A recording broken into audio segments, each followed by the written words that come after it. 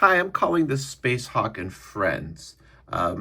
Between these three books, I have the complete Spacehawk run by Basil Wolverton, and also some pre-Spacehawk stories, Space Patrol, and one short-lived series called Meteor Martin. It only lasted 3 issues, and some early 1950s EC-style horror comics.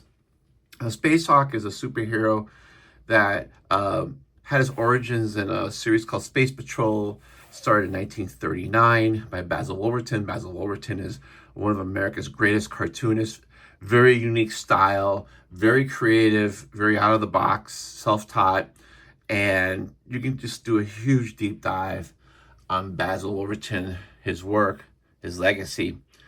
But I'm just going to focus this on Spacehawk and Friends. Now, in 2024, this was published by PS Artbooks. This is Classic Sci-Fi Volume number 7. And what PS Artbook does is a British publisher. They take public domain comics and they package them, clean them up a little bit. And the reason why I was interested in this is because Noah Van Sciver did a short story. I think it might have been in Now magazine by Fantagraphics. Not sure, but I remember reading it. And it was a homage to Spacehawk. And he loves Spacehawk. And him and Glenn Head both are fans of Basil Wolverton's work. So I figured, well, those are two guys that I like. So let me see if I can ever find Spacehawk, I'll check it out. So in 2024, this was published. This is a collection of Basil Wolverton's work from December 1939, starting off as Space Patrol. And Space Patrol is basically in the future. It's a space cop, rides around, and he's got his alien, sidekick, and they go and they fight alien criminals. And here you can really just see the inventiveness and Wolverton's way of just drawing really kind of ugly but interesting monsters and aliens. I mean, he just seemed to have no end to his ability to find ways of drawing aliens. And these are, 1930s, 1940s comics, which were very violent. Guys died. There's a story here where he drops a few atomic bombs on an enemy to kill them. There was no hesitance on any violence. And you can just see here. And the restoration they did, I would say, is good. It's cleaned up a bit, but I don't think it's cleaned up all that much. Like, I'm not an expert on how books from this time should look like today, but I wouldn't be surprised if this is probably what it looks like if you found a really good copy. Or maybe this is just due to limited printing technology, this is the best you could get. But Space Patrol ran for about a year, and then eventually it morphed into Spacehawk.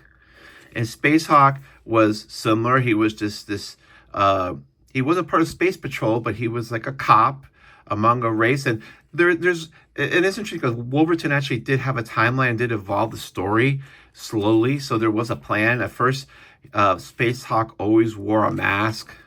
And then eventually, he was shown to be a rather good looking chap. And he would just have all these futuristic adventures. And then in about May of 1942 or so, let me find it. All of a sudden, Spacehawk went from just fighting aliens in the future to Spacehawk, Defender of America. And he started going back in time to help America deal with the threat of the Axis powers. Now, America hadn't entered the war at this time. The most we were doing was trying to find a way to get into this war and to provide supplies to the British. It went from him dealing with aliens to him just dealing with guys that were like trying to steal oil, spies, people that are trying to steal secrets, tire thieves because rubber was in short supply. And eventually, I think the limitations of him having to do these, we're going to go back and find, German spies and then Japanese spies after the war, Pearl Harbor attacks, just kind of like really limited the stories. I mean, the first volume had these amazing aliens and these wild stories. I mean, this just very unusual. But it works. It's really a lot of fun, and he was a pretty good writer. I mean, the stories are pretty good, but it seemed kind of limited when they just kept having to defend America from the Japanese and the Germans. And like I said, one of the last episodes is where he's trying to bust a tire thief, because back then rubber was a short supply, that if you actually stole rubber, that was like a crime against the war effort. I would say December 1942 or October 1942, the series just ended. The series didn't have a finale, just ended, I guess. The publisher wanted to do something else. Now, and there's, like I said, there's some early 1950s EC horror stories here. Production is kind of dark. I don't know if that's the way they were intended. I don't think so, because some of the stories are lighter. I think that's just the way they were done. But, if you like the EC type of story with his inventiveness, they're here. Now, this is Spacehawk. This is the complete Spacehawk. This is published by Fantagraphics. It was published originally in 2012. And then it was reissued, reprinted earlier this year, February 2026.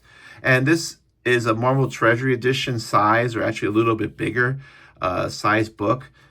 This is the size of like a standard comic book, and you can see here, this is the size of this edition.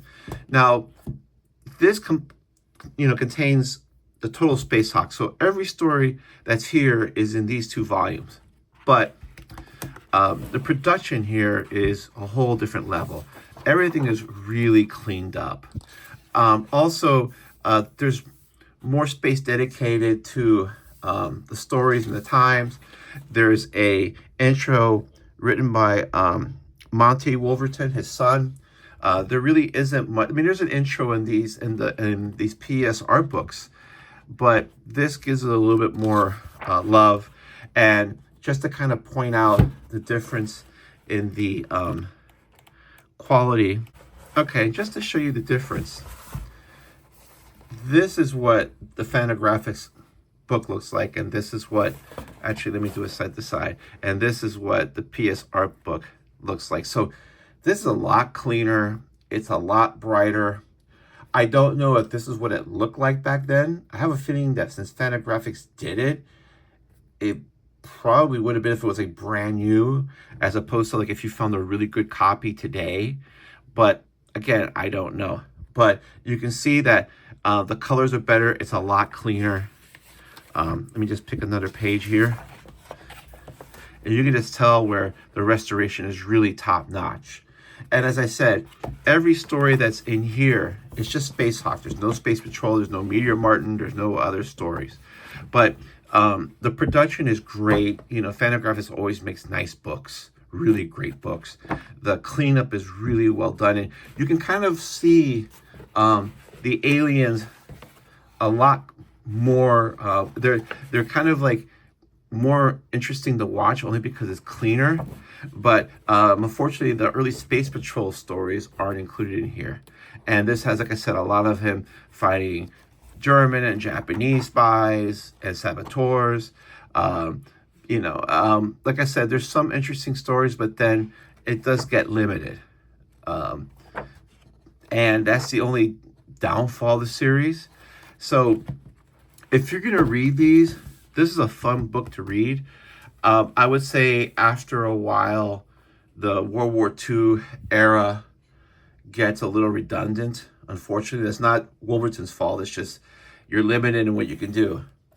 If you're interested in reading probably his more interesting sci-fi, or just as interesting, this would be interesting to get because it has the Space Patrol series, and that's the precursor, to Spacehawk. Now, having said that, this publisher is in the UK. The only distributor that carried this in America was Diamond Comics. And I've looked online, can't get it through Amazon. I don't know if any other distributor has it. eBay has some old back issues, but not of this one. And you can order this from the PS Artbooks site. But the only thing is that if you live in America, the shipping might be more than the actual book. But if you want to read some great early 1939, 1940 sci-fi by a master cartoonist like Basil Wolverton, I would definitely recommend getting this just because it has the Space Patrol stories. If you have this, there's a few stories in here that are not in the Fantagraphics collection, but honestly, I don't think what you're gonna miss if you don't read those extra stories here is not very much, because this has 3 issues of the very short-lived Meteor Martin story that just was 3 issues, and it was interesting, and it just died. And then there's some old EC style stories, as I said earlier, in the end. So if you're interested in reading Spacehawk, this is a great book to get. Like I said, it's oversized, it's really beautiful, and Fantagraphics has it on their site. It's a Fantagraphics underground print, so there might be like, what, 1,000, maybe 1,500 copies printed, and that's it. And like I said, it was originally printed in 2012, so you may have to wait another 14 years or more for another one if it sells out. But if you're interested in reading more, and like I said, a precursor, I highly recommend this. Even though the restoration isn't as good, it's good enough, and like I said, it feels like you're reading something from 1939-40, where this, you know, it's from 1939-40, but it's so pretty that it's almost hard to believe that this is, 85 years old or so. But I'm not knocking this, because it's actually easier to read them this big and this clean. So whatever options you have, or if you just want to get both of these and read the Spacehawk stories plus the other stories and not get this, you could. This is $39.99, and I think these at the time I bought them were about $32.99 and $33.99, but that was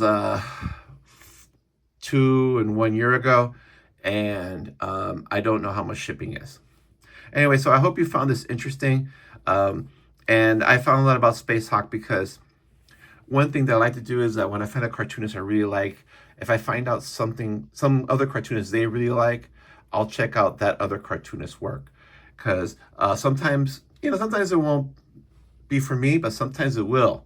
And then you actually end up reading work by someone that you never even were familiar with, kind of enriching the comics experience. So that's it. I hope you enjoyed this. If you have any questions, let me know. And have a great day. Thanks.